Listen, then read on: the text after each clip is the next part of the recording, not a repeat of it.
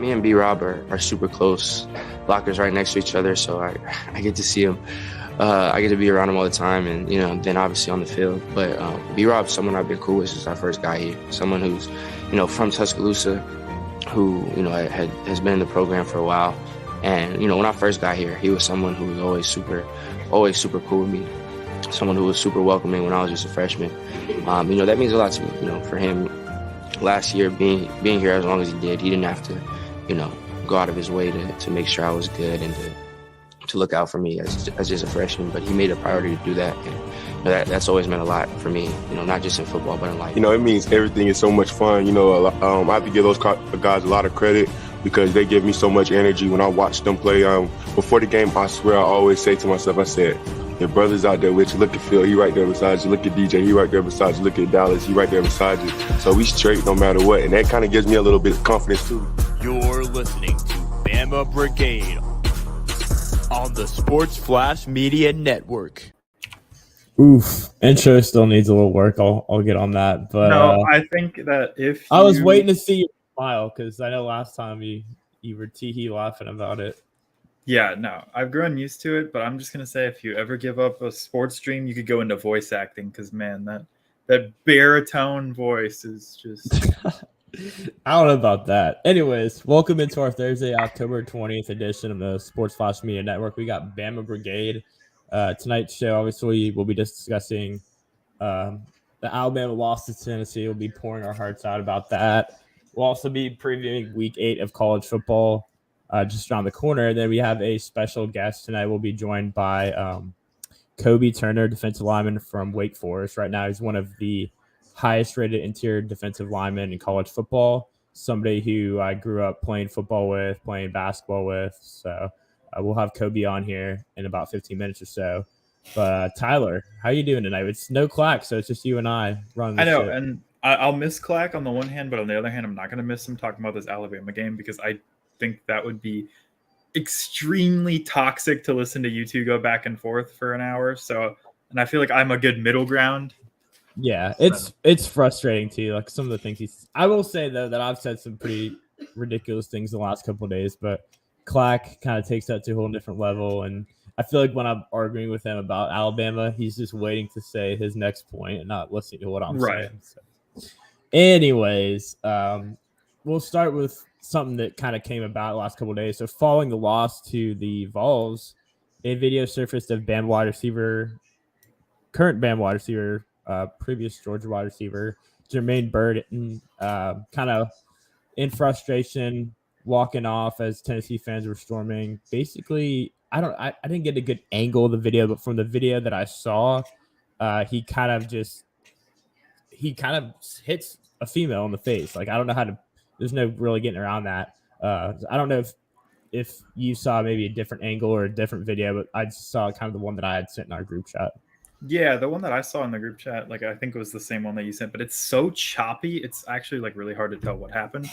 But in my opinion, I think that's something that should be handled internally. If they should suspend him for however many games, because even I get it, you're frustrated, but show some class, man. Like I can understand how it'd be annoying, right? You just lost on the last second to a good team. Maybe some frustrating things that went on in the night too. Maybe you also didn't play as well as you would have hoped you had, and fans are getting in your face, shoving their phones at you and everything, like recording videos of you. But it's never acceptable to lay hands on a fan. That being said, I saw some people saying he should be like tried like Devontae Adams. I'm like, no, come on, man. Yeah, I was also going to bring up that because that's something that's what happened. A couple of weeks ago we saw that happen, and then now this happens, and I don't know, like disciplinary. Obviously, Nick Saban came out, I think it was today, saying that they were, or might have been yesterday, that they were kind of working through what they're going to do with Burton, how they're going to handle it. Maybe he's suspended a couple games. I don't know. It is tough with the video that we have, and it almost looks like because all the fans are rushing. It looks like someone gets up in his face and he kind of just like does that, but we don't know like the extent of how hard it was. Because, like you said, definitely inexcusable for sure. And I think like internally, if you guys talk about it, you decide he made forcible contact to someone, just slap someone, absolutely suspend him for several games. No one's above the team, and you can't be doing stuff like that. If it's just, someone was recording a video of him and he tries to get the phone out of his face, I could see them maybe not going as hard on them as that. But yeah, I do think that that's something that the team should handle. And I think that Burton is surprisingly too, coming into the season, is not going to be the biggest loss. I thought he would be much more impactful than he has been, but he hasn't really found his footing yet. And I wonder too if that leads a little bit to the frustration, right? Because against Tennessee, he had like 1 or 2 catches. I think earlier this year he looked good, but he's kind of just dropped off and been a non-factor in the offense. So yeah, I'm sure, like you said, that adds to the frustration. I guess we could just go ahead. We're talking about the post game. We could talk about the actual game. So Alabama fell 52-49 to Tennessee. I knew offensively we'd score at will, and it took us a little bit to kind of get in a rhythm and a routine. But eventually we started scoring points. So it was just, I thought our defense would do a better job of stopping Tennessee's offense. I knew Tennessee's offense was good, but defense looked very fraudulent. Bryce offensively, 35-52, 455 yards and 2 touchdowns. Gibbs obviously, continues to destroy defenses, had 103 and 3 touchdowns. Offensively, those 2 guys can't ask for better from anyone, but I disagree. Gibbs, as good as he was, dropped that catch wide open that could have led to either a score or at least a first down to keep the drive alive in like the final drive of the game. I'm not saying he didn't have a great game outside of that, but I'm saying that if he makes that catch, Alabama probably wins.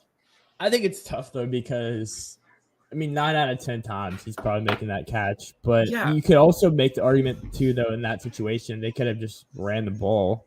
I'm not defending Bill O'Brien. They absolutely should have ran the ball like 3 times probably, but I'm just saying, for as good as Gibbs was, that was an uncharacteristic mistake, and an uncharacteristic mistake that came and kind of hurt the team real bad.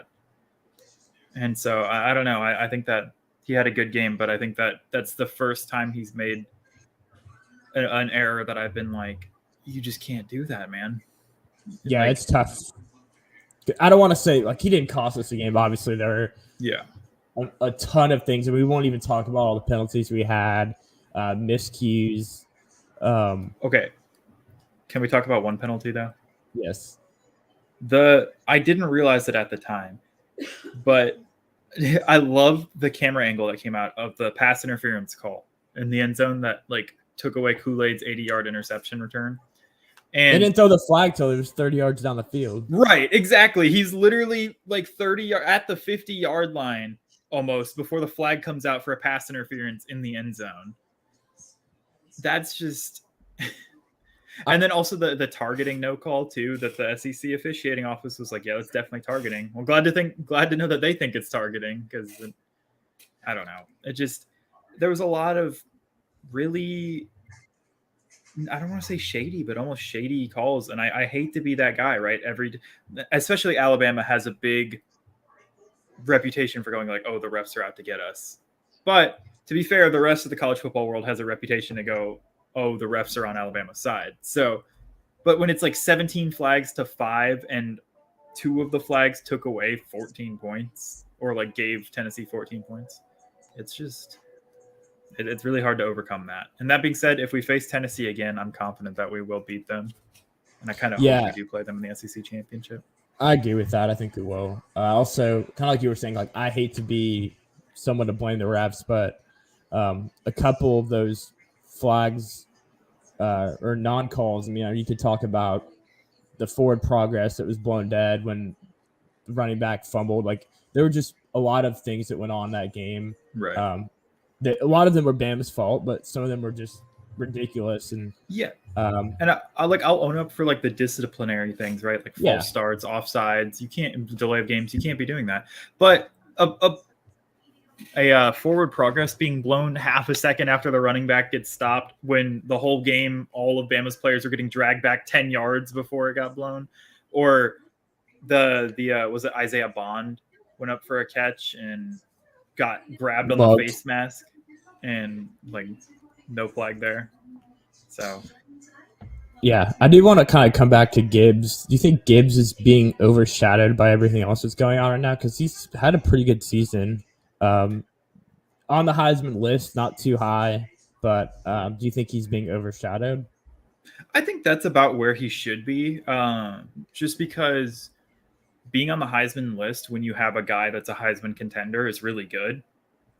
And especially when that guy's a quarterback, right? You're going to get overshadowed. The only time that in my memory a player has overshadowed his quarterback teammate was when it was Devontae Smith, and that was because his quarterback looked so good because of him. Yeah, Bryce Young's thrown a lot to Jahmyr Gibbs, but I wouldn't say that Jahmyr Gibbs is the reason that Bryce Young looks good. So I think he's just getting overshadowed by the fact that he's playing with the current Heisman and a guy who's has a top 5 chance in winning a second Heisman. So I think I don't think after Hendon Hooker winning the game, I think Hendon Hooker's probably going to have that going for him unless Tennessee implodes. But yeah, and I do think. I mean, obviously Gibbs isn't a traditional running back, so that kind of doesn't really help him out too much. Derrick Henry, Najee Harris, or that's just Alabama. I'm just thinking of the traditional Heisman running backs are, every down, like run up the middle running backs, and Gibbs is more of a guy that's utilized like in the passing game. They've been running it a lot more with him, like traditionally running it, but I do think that kind of goes against his favor that he's more of like a receiving running back. Yeah, and I mean, you look at all the running backs on the Heisman watch. The guy that's probably the highest, in my opinion, is probably Blake Corum out of Michigan. And you look at him, and he's the every down running back. I know they have a freshman that they like a lot. Was it Brian Edwards? I think is his name. Mm-hmm. But yeah, I saw a lot of them this week against Penn State. Is it Brian Edwards? Anyway, it is. Okay. Yeah, and he's Brian, a monster as well. But Blake Corum is kind of their every down, do it all guy. And fun fact, he also is from the DMV area. I know that because one of my good friends in college went to school with him. Where did he go? Oh God, I can't remember where they went. I'll look it up afterwards and let you know. But actually, let me find out real quick. What are some overreactions you've seen and some reactions or points that have kind of been spot on following the Bama loss? And maybe I've made some of them myself, the overreactions. Yeah. He went to St. Francis in Baltimore, Maryland, apparently. Okay, I know where that's at. Yeah, so he so some overreactions and some reactions that have been spot on. I think overreaction is that the sky is falling. Obviously, every time Bama loses, there's the sky is falling. Bama's not good anymore. I think that one that's in our group chat that you personally had, in my opinion, was that Nick Saban is kind of losing touch with the program and things. And I think, yes, the teams have been a little more undisciplined than what we're used to. But I think that his record and how they've, been able to still compete. Even like last year was a reloading year. They made the national championship. 2 years ago, COVID shut everything down. They went undefeated and won the national championship. So I think they'll be fine. And I think that Nick Saban teams normally lose a game. So I think people freaking out about it being the end, especially because we only fell to 6, right? Our path to the national championship is actually pretty easy. Just win your games. Number 1 and number 3 still play each other this year. Number 2 and number 4 still play each other this year. So just win your games, win the SEC championship against either 1 or 3, and you're in. You're in the playoffs. It's as simple as. I can't hear you anymore. But some spot-on reactions, I think. I was a Pete Golding defender. Like his stats, his defense looked good, I think, going into last week. But someone pointed out in every game that the defense needed to step up, they consistently underperformed. And I think that is – I think your mic's not connected. But I think that that's a huge problem, especially for a guy that was, Nick Saban spoken highly of. And after the game, too, Nick Saban in a press conference said something along the lines of, our coverage is too soft. And maybe not. I thought I could hear you for a second. But he said something along the lines of our coverage is too soft. We're leaving too many guys open, which I agree with. But it's the first time he's kind of came out and called out Pete Golding and the defense as a whole. Oh, there we go. I think. Can you hear me, Tyler? Yeah, what's up? You can hear me? Yeah, you're good now. All right, good timing because we got our guest on here. Well, all right. Ladies and gentlemen, tonight we're joined by a very special guest, someone who I had the pleasure of playing football with in youth league and also in high school. Please welcome Wake Forest defensive lineman Kobe Turner to the show. Kobe, how are you doing? I got to add you to here. There you go. What's up, Joe? How you doing, man? Pretty good, man. Just, living the life, getting ready for BC this week, so just been chilling. Awesome. So before we dive into the kind of football stuff, I thought I'd ask you a question. So in our time that we spent as teammates, I remember you being a guy that loved to dance in the locker room. Is that something you've carried over to the college level? Oh, of course. We get down in the locker room. For sure. We have a lot of fun in there. So what about singing? I know you're also you were a singer, did some middle school talent shows, national anthem stuff. Do you still do any singing? Yeah. So I post like a lot of stuff on my TikTok and some stuff on my Instagram here and there, but gotta keep singing in my life. And I also graduated from Richmond with a music major and a math major, double major. So definitely keeping it in my life. Working on some stuff here at Wake too with a couple professors. So awesome. I'll let Tyler ask the first question here. Yeah, you actually kind of played into it, but I was going to ask about your time at Richmond, and you played really well at Richmond, made a bunch of All-American teams at the FCS level. So transition to the FBS level, do you think it was, harder, easier than you thought it would be? Or what was like the biggest differences from playing at Richmond and now playing at Wake Forest? I feel like the biggest thing, honestly, was just being in a different environment.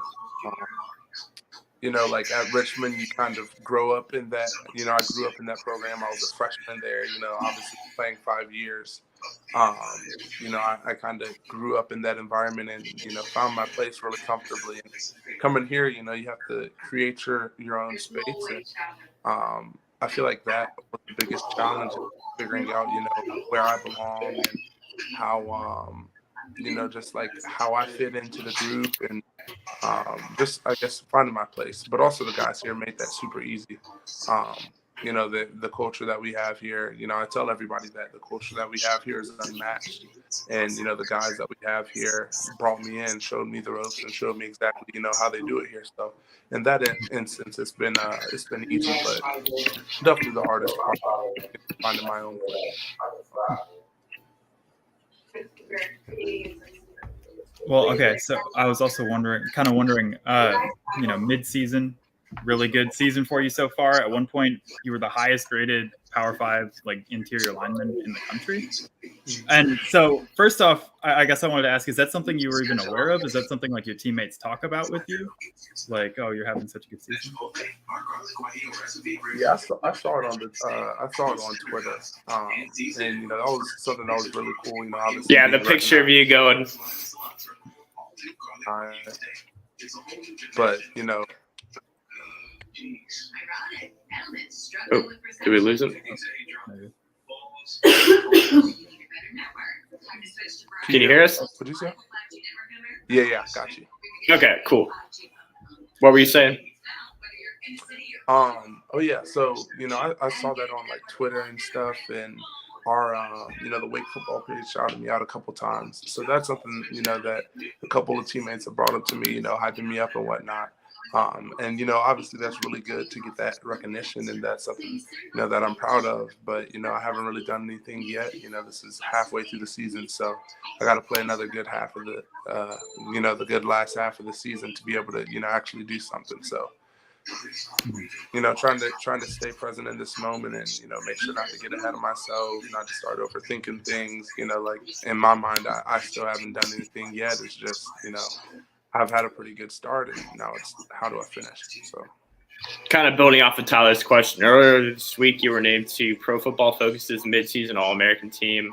I guess you kind of just answered that. Have you seen that? I'm assuming you have. If so, kind of explain what that means to you. Yeah. So, yeah, kind of like what I was saying. It was really cool to see that, and it was really cool to just notice, like, hey, like other people recognize that I'm, making plays, or that I'm playing really hard. But at the end of the day, it's still the same mindset of, I still haven't done anything yet. These are all midseason awards, and midseason awards to me are the same as preseason awards. The job's not done, and nothing's finished. And I came, to Wake obviously to help this team win championships. And I came to Wake to, to be able to put on some really good film versus some top talent, in the ACC. And, to this point, I've done a pretty solid job, but, it's not over yet. So it's cool to see, cool to be recognized.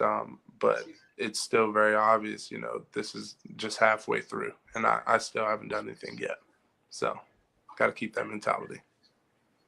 Yeah, so obviously Boston College is what's going to be on your mind this week. And I know you don't want to get too far ahead in the future, but are there any other games you kind of have penciled in this year that you're excited for, looking forward to? Honestly, I'm just taking it 1 week at a time. Our coaches do a really good job of,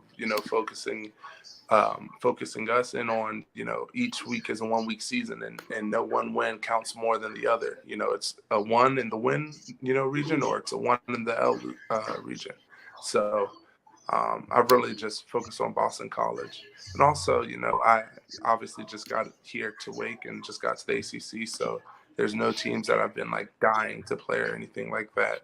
But yeah, at the end of the day, it's either a win or it's a loss. And each week of the season is a 1 week season in and of itself. And so that's kind of where my mind's at right now.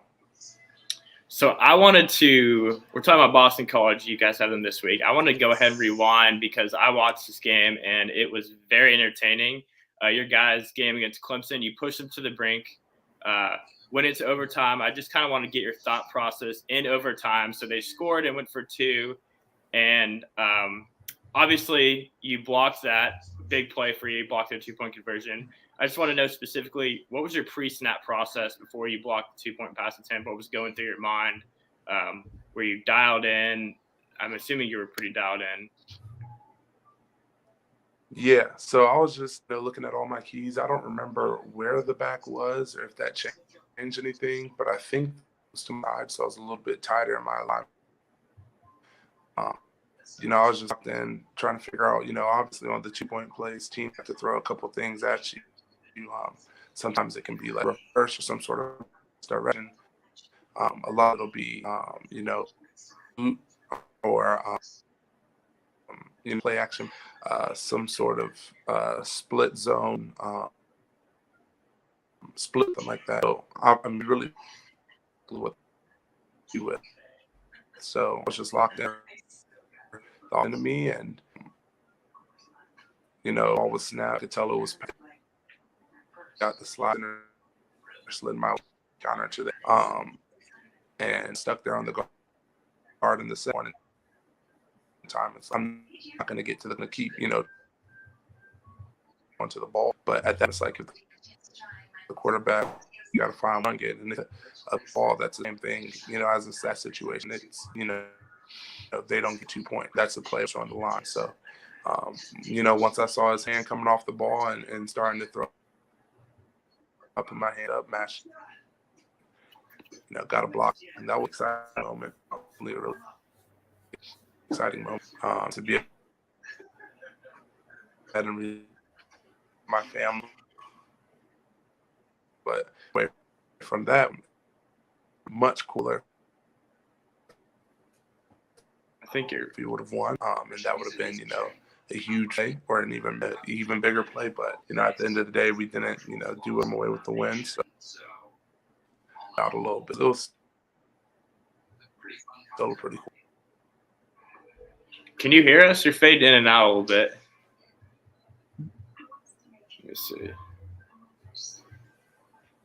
Tyler, you can hear me, right? Yeah. Yep. Okay. Let's see.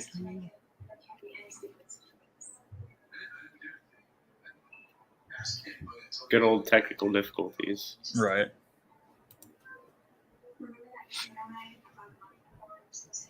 Oh.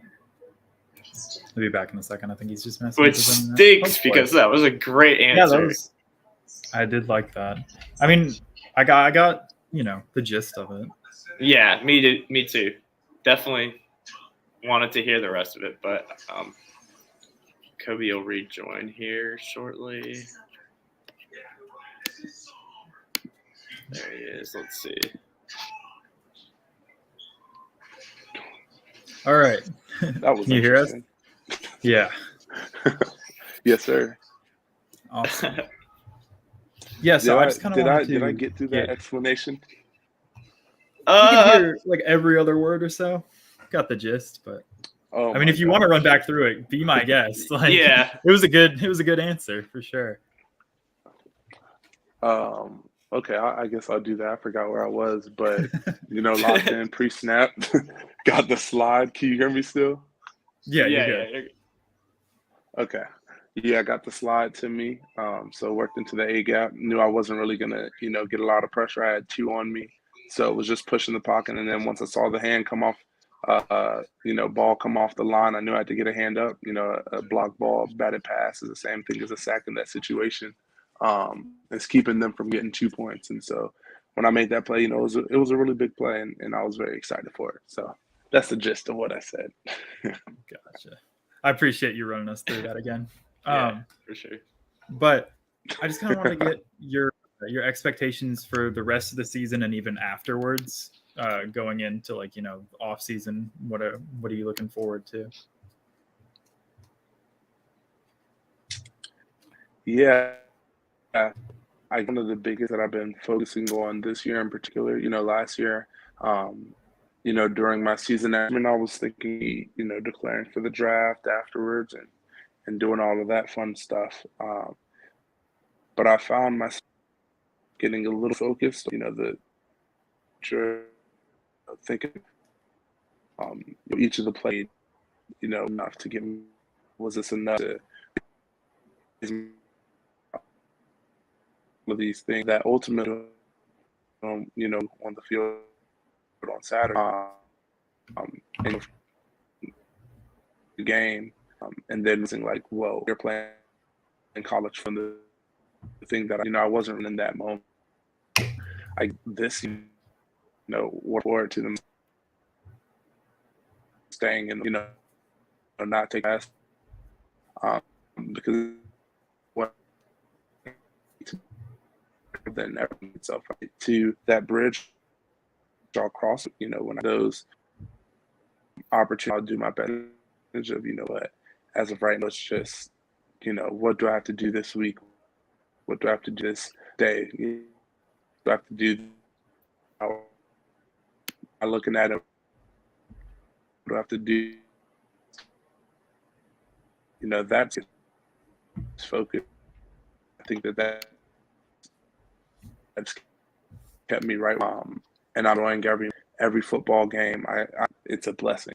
Every time I get to step out on the field for practice, it's a blessing. When I wake up, I hate getting up early, but I have to take a look to our breakfast and to get to our practice, things like that. But every morning, I look up at the stars that are still out because it's darker morning. But I really that mind is a blessing to be here. Not everybody play college football. Not everybody gets football for some. Everybody can. So it's really the biggest thing that I've been focusing forward to, everything in stride. Every single moment that I have being present in that moment, and knowing that everything else is going to take care of itself.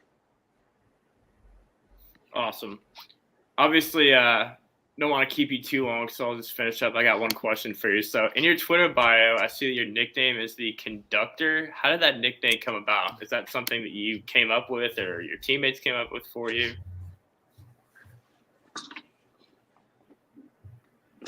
So that's actually, the credit kind of has to go to one of our announcers. I forget which one it was.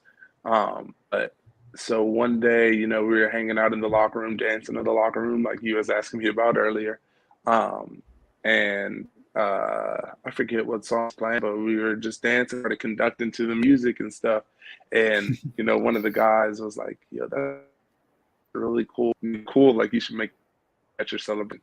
And next week, Albany and I thought it was safe, but we back, right on the 1 yard line. Got that celebration as I'm coming out.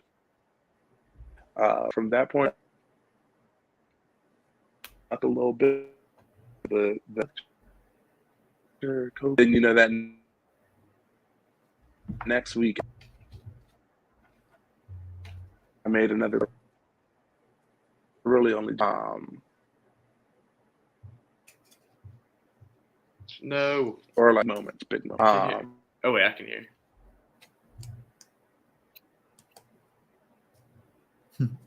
He's afraid. Maybe.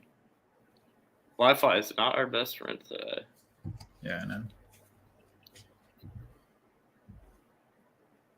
You still there? Oh, he dropped out. Dang. Well, he might be back to finish the story. I'm sure he will, for sure. Poor Kobe. See the whole? I don't know. He's giving us these great answers, but know. the Wi-Fi is just not his friend. I was thinking like choo-choo conductor. I wasn't thinking. Yeah, so was I. Oh, Let me see. Might be back. Fingers Man, the crossed. internet does not like I you. guess. Yeah, right. I know, it's just whooping my tail right now. So but I'm you not went out there, sure made a where- big play, celebrated, and then you said the announcer. Yeah, and then the announcer stuck with it, and then the next week I made another play, and I actually tried to do the little Disney how they used to draw You're the watching little, Disney the Channel? mouse ears on the old Disney. Yes. So I did that, and I thought it was very clear, but the next week they were like, "It's Kobe Turner, the conductor, doing his conducting," or something like that, and I was like, "Okay, this is just gonna stick." Like this is just me. That's But awesome. I've embraced it for sure. I love it. I think it's the perfect nickname. All right, Tyler, you got any more questions? Oh, yeah. Actually, I do have one that I just thought of. How much practice time / time throughout the week do you guys spend coming up with your celebrations for the next week? So me, I kind of have it easy. My celebration's been with me since 2019. So it's the same old, same old. I don't know what everybody else does, but we do have a couple handshake on week to week. Me, one guys at a time, just chill around, waiting for practice to get started or whatever, working, just figuring out. Like he'll come to me like, "Let's try this." And I'm like, "Okay," like I'm down. But I don't got much. Well, Kobe, thank you so much for taking the time out of your busy day and your busy week to come on here and talk with us. Sorry the Wi-Fi didn't work out too hot, but we got some good questions and some good answers from you. But good luck this week against Boston College. I'm sure we'll have you on here again at some point in the future. Yeah. Good luck the rest of the season as well. All right. See you. Appreciate. His internet dropped out right as we were saying goodbye. Yeah. Unfortunate. But thank you so much, Kobe, for joining us. Yeah, that was awesome. So yeah. We're definitely trying to get more guests on here. It's cool too to have current college football players. Bring him back again. Yeah, hopefully with better Wi-Fi next time. Yeah. No, we got some good answers. Yeah. That was awesome. Anyways, going back to our Bama pain and misery. One more question. This is kind of a loaded question, but then we'll kind of talk about the Week 8 slate of games. How would you handle Golding and O'Brien struggling if you were Saban? I think Golding, as bad as yesterday's performance was, has earned the benefit of the doubt, in my opinion. I think he should at least be given the rest of the season. O'Brien has consistently struggled all year, and at this point, what is the harm in bringing in an interim OC or bringing in an interim person? I know that's not how Nick Saban operates normally, but I think so. To answer your question, I think Golding plays out the season, and we look to upgrade perhaps, but I think that he's defense has been done well enough that like we should keep him. Bill O'Brien needs to be shot out of a cannon. I think that he should be gone yesterday. And I feel like there's I don't know. I just feel like if it happens, it's going to happen over the bye week, right? You get an extra week to prepare with a new offensive scheme, new offensive play calling. Obviously, can't dial anything up too crazy in 2 weeks, but so it'll be what after this week going into, or is our bye week this next week or the week after? I think it's the week after, but Saban's just doesn't seem like it. Kind of goes back to my question or my statement earlier. Obviously, I'm not going to question Nick Saban, but he seems. Go ahead. I was going to say it is after Mississippi State, so okay, and then we play LSU. He seems hesitant to make these big decisions and kind of take over and make adjustments. I feel like he puts a lot of faith into Pete Golding and Bill O'Brien instead of – obviously you don't want to undermine these guys. Bill O'Brien's been an NFL coach. He's been around the game of football for a while. Golding is kind of a younger upcoming guy, so you don't want to undermine your coaches.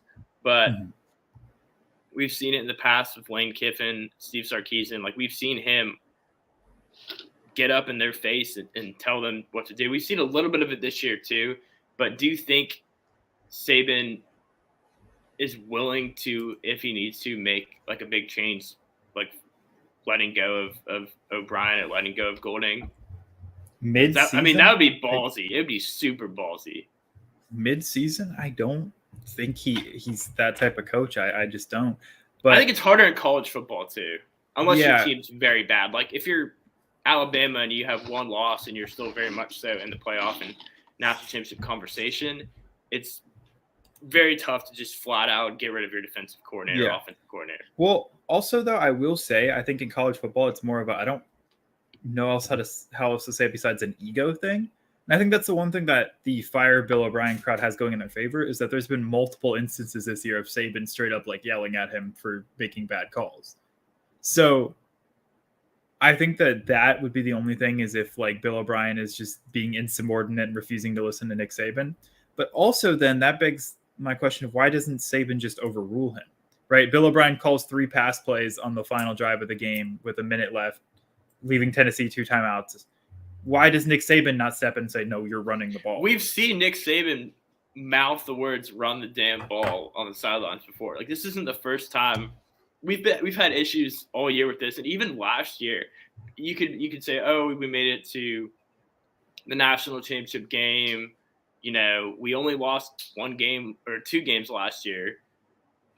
So I don't want to sit here and nitpick, but these offensive and defensive issues from the coordinators, this has been a couple years in the making. Yeah. Offensively, it's easier for them because obviously you have Bryce Young and Jahmyr Gibbs and a lot of really talented athletes to kind of cover up the bad play calling by O'Brien. But I think on defense, it's a lot tougher too because so much of defense is about scheme and adjusting more so than offense. And Golding just seems completely lost. I mean, it's inexcusable to let, I don't want to say a no-name receiver, but let like a receiver that not many people know about. It's not like this is, Jamar Chase, Traylon Burks, pick your first-round draft pick receiver. Jalen Tillman have 200 yards and 5 touchdowns, basically running the exact same route, just burning the defense. Yeah, and you'd think after the second or third, 60-yard go route, he would have adjusted, but no. I just don't get it. But the problem with Alabama and coordinators as a general thing is when you're a top-tier program, when you're the program in the nation, anytime you have a coordinator that's relatively successful, they will get poached. And it's just, we've had it for years, and it's finally caught up. For years, it was because our coordinator was good, right? We had a good offensive coordinator. They would get hired somewhere else. I mean, Brian Dable, Steve Sarkisian. I'm forgetting someone in the middle. Well, but I think it's very telling that neither one of these guys got a job. And I think kind of Saban maybe expected that to happen. But if we can just make it through this season and win a national championship, which sounds like the worst thing ever. Yeah. Oh, if we can just win a national championship. If we can make it through this season with O'Brien and Golding, I do think that both of them. I think Golding will just be flat out relieved of his duties, but I think O'Brien will get one of these jobs that's opened up. There's a lot of college football spots in big universities that are already, available in Nebraska.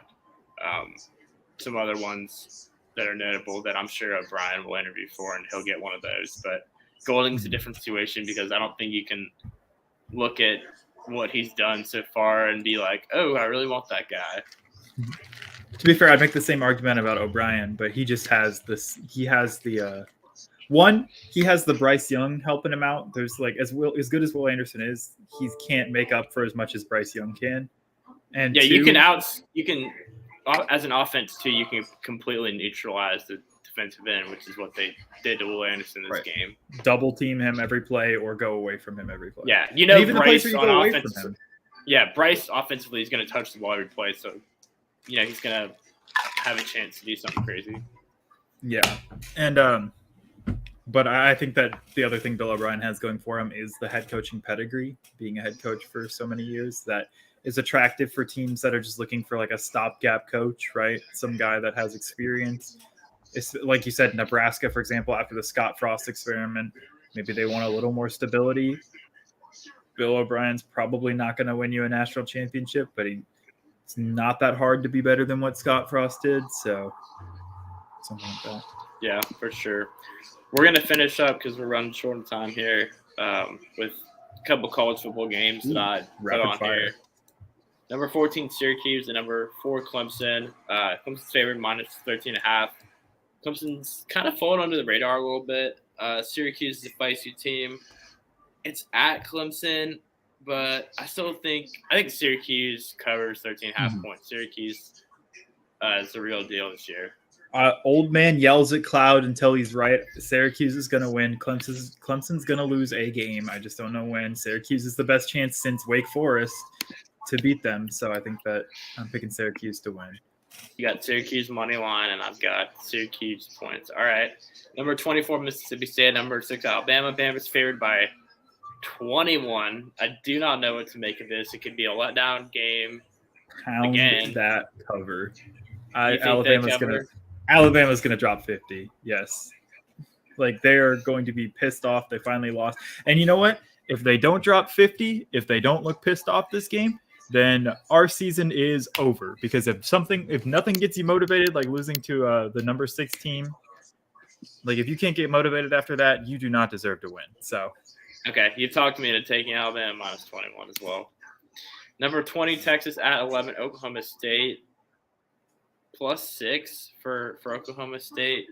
Could be a trap game. Texas was favored by a lot last week against Iowa State, and that was a close game.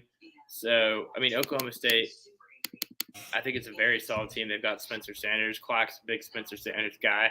I'm going to take Oklahoma State to cover. I don't think they're going to win, but I wouldn't be surprised if they did win. So, Oklahoma State plus 6. I'll pick Oklahoma State money line. I think that they're the number 11 team for a reason. Texas is number 20. You can argue that's because Quinn Ewers is hurt, but they did that. They had a really impressive game against Oklahoma when Quinn Ewers came back. But like you said, Iowa State, who is not a great team, they were 3-3 going into that game, gave them a pretty big fight. And I think that Oklahoma State is going to be able to do a little bit better than that. I'm picking Oklahoma State money line. Head scratcher. Number 7, Ole Miss at LSU. LSU's favored by 2 points despite being unranked, and Ole Miss is a top 10 team. Don't really understand this one, though. For Vegas purposes, anytime you see a line like this, you kind of want to go with Vegas. Right.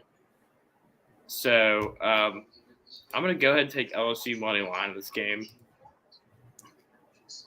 I'm going to pick Ole Miss to win just because it makes sense. My head screams it makes sense. It should make sense. And also it's better for us if they win, side note. But you're right. When Vegas does that weird thing where they pick like a random upset like that and favor the team, they got to know something, right? Like, what do they know? What are they up to over there in Vegas? But Making I'm picking Ole Miss. Ole Miss money line. Okay. Last two ones real quick. Number 9, UCLA. Number 10, Oregon. Oregon's favored by 6. Bit of a toss-up. I'm going to play it safe like I've done with Oregon pretty much this whole year. Take Oregon money line.